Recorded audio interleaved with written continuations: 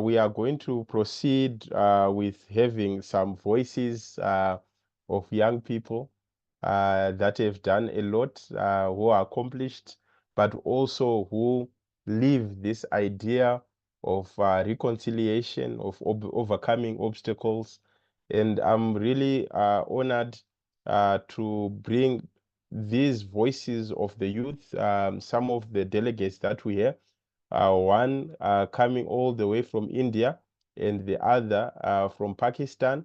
So I'll start with Jahnavi, Jahnavi Singh. Jahnavi Singh is a global gender equality activist, and she has been given thrice the Gallup Grant Award by the UN Foundation. She's an author, an honorary doctorate awardee, just at the age of 17. Can you imagine that? She was Miss Teen India in 2022, and she was called officially by the president of India, and just served as a Commonwealth Youth Council Special Interest Group. Jahnavi has accomplished a lot, and would like to call Jahnavi to come just to inspire us with a prepared speech that speaks on the topic overcoming obstacles, forgiveness, and reconciliation. Over to you, Jahnavi.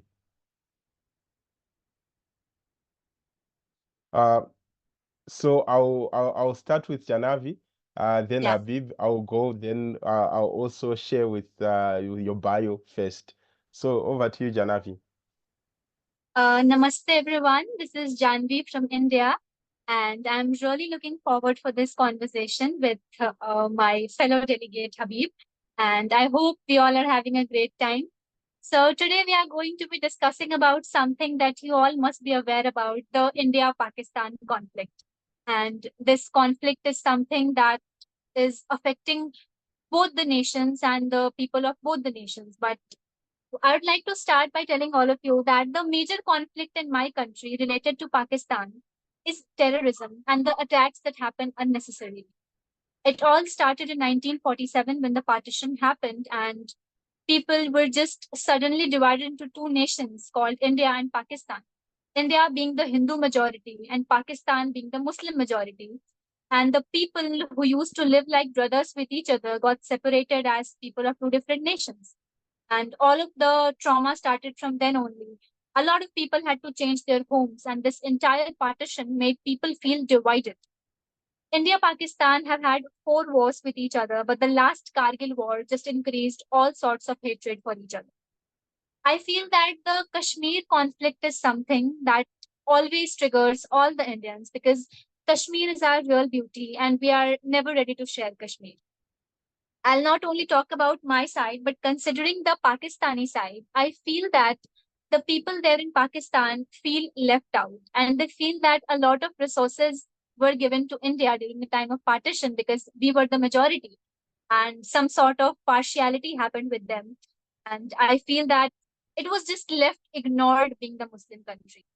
I feel that side is often left unattended because it just had effects on both of the countries equally.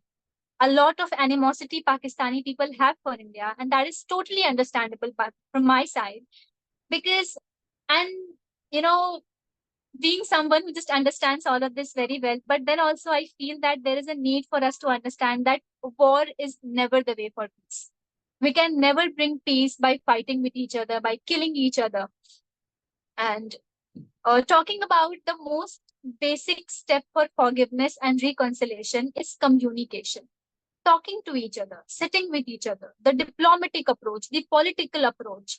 And I feel that a lot of our thoughts are influenced by what politicians feel and what diplomacy they are creating in the name of religion, in the name of elections, in the name of vote.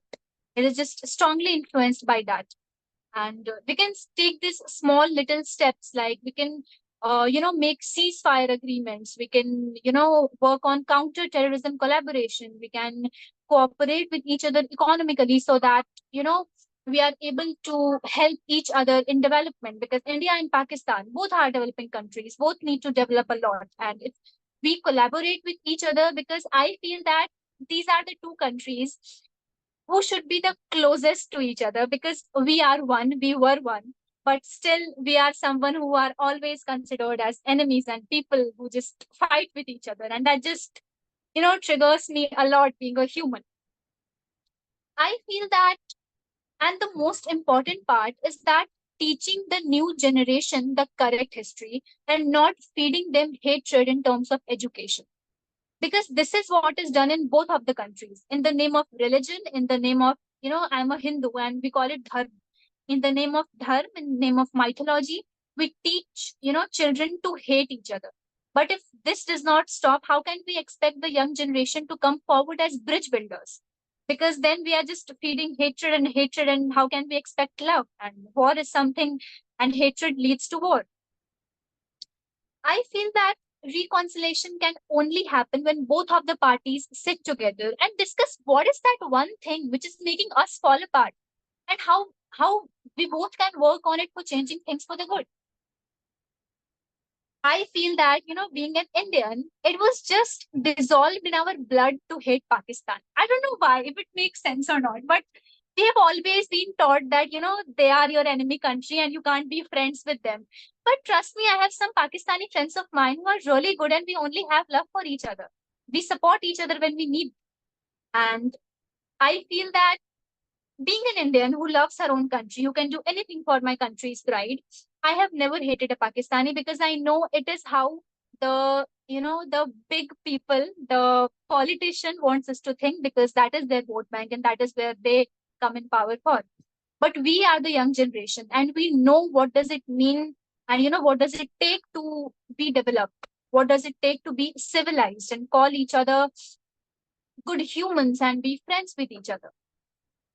The most important aspect from my side is that if I was in power, I would ban all the religion based training institutions which only teach us to divide and rule.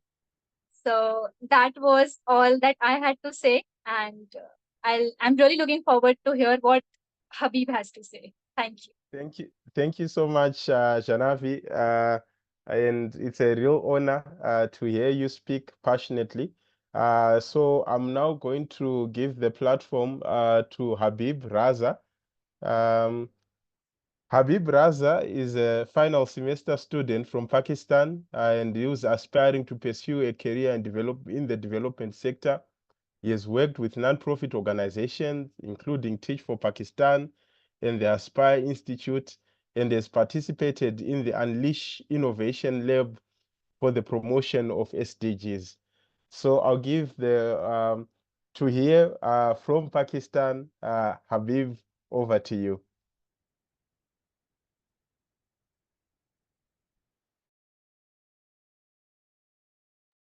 So you're muted. So, Yeah, you can now go on. Yeah, madam. Okay, thank you. Thank you, everyone. So, yeah, and also, first of all, I want to thank Ubuntu Academy for holding such a great series of seminars and building a network of future leaders. So, yeah, that was an inspiring speech from Jahnavi. As Jahnavi already talked, shared the background of the conflict, so we don't have to talk about that.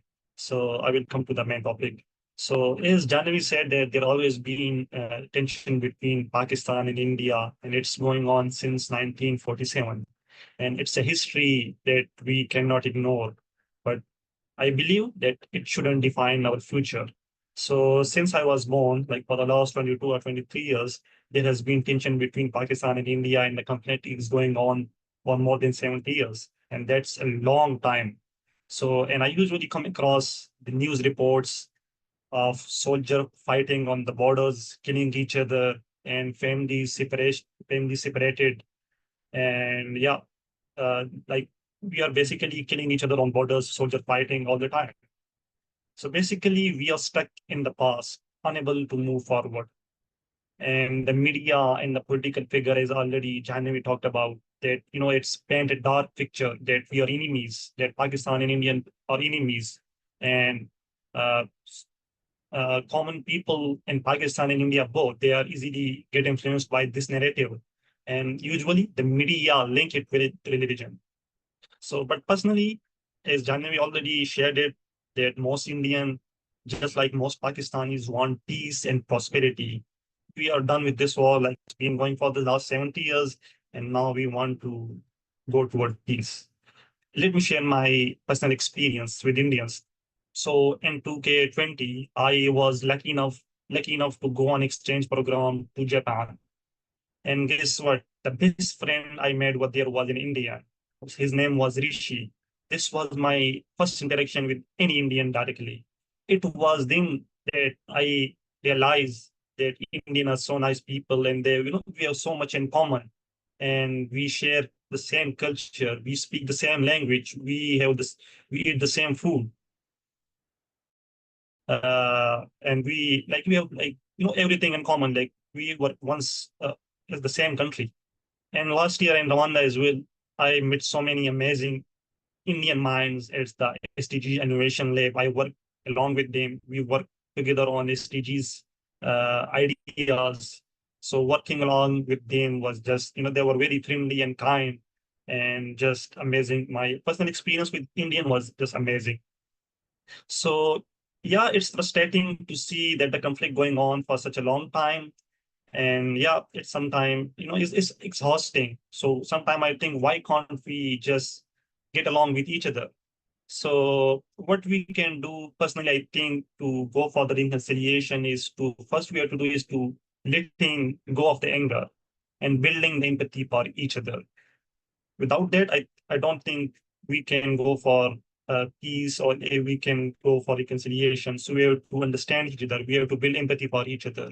We need to work on the shared goal. Both Pakistan and India face the similar challenges. Like in Pakistan and India, there are millions of people living under poverty line. There is there is the challenge of the climate change. So yeah, so if you want to make peace with your enemy, you have to work with your enemy. That's what uh, uh, Nelson Mandela said. And is already Jahnavi talked about communication and direction. So I won't talk about that, as it was already discussed. But yeah, I believe that there should be open borders. Right now, our border are closed. We cannot go to each other countries, and there should be more culture exchange program. There should be more uh, sports playing with each other, because I believe that sports can play a very important role in building the people of both countries together. Uh, and there are so many obstacles that I believe that we are facing right now, is because there are some biases and stereotypes, and there's the media propaganda, the political interests, as Jahnavi already talked about. So both the side, there are some challenges that we are facing, but we can work on that. I believe that we can work together to overcome those challenges with education, with open minds, and to accept each other. We can work together for peace. So in the end, I will just talk about that by both India and Pakistan since face similar challenges, and yeah, we have to work together. And yeah, when we work together and collaborate with each other, so then we can achieve peace. Thank you. Wow. Thank you so much, Habib. And thank you again, Jahnavi. Both of you have been really amazing in your, what you aspire for both of your countries. And, you have so much in common, and I believe cricket is one of them. I always like to follow on Twitter when either is playing. And what people always say from either country. But I'm really excited about the what you spoke. For me, the takeaway points is communication, and already you are doing that through platforms like the Ubuntu United Nations and other platforms that you indicated. Then also collaboration from Habib, working with fellow people from India, also something that gave you a different awareness. So thank you so much to both of you for this inspiring session, and I hope in the future you become diplomats of some sort for your countries, because you have done that today exceptionally well. Thank you.